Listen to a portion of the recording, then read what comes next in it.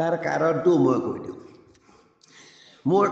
মই মহাকাল, মই অৰ্ধ নাৰেশ্বৰ, মই নাৰীৰো ঈশ্বৰ, মাইকীজনী মই হয় কেলা।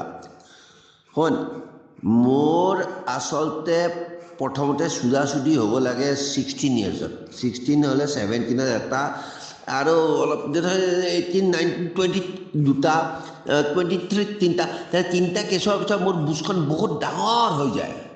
তিনিটা কেছৰ পিছত ফুচুককৈ ওলাই যাব পাৰে।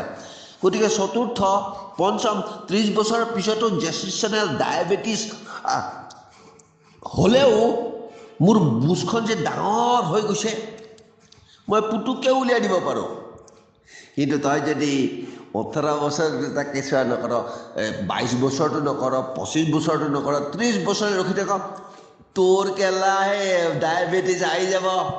তই সিমান ডাঙৰ বেবীটো উলিয়াব নোৱাৰ কেলা। মাইকী মেক্স চকলাই, মই অৰ্ধ নাৰেশ্বৰ। মংগলদৈৰ পৰা বাদল আহি দেউতাৰ লগত গান শুনে, হিন্দী গান, আৰু দুইটাই, সিও হিন্দী বুজি পায়, ইও হিন্দী বুজি পায়। 1973, 74, 75 চনত এইটো নৱকুমাৰ বৰঠাকুৰে এই গানটো যদি মই এতিয়া মাৰ আগত গাইছোঁ, তাই বুজিতো একোৱেই নাপায়। কিন্তু নৱকুমাৰ বৰঠাকুৰে এইটো ভালকৈ বুজি পায়।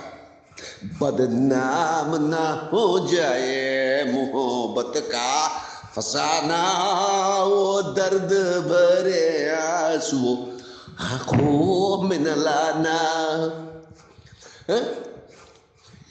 जल जाना मगर होठों पे फरियाद ना लाना, वो दर्द भरे आंसू आंखों में न लाना।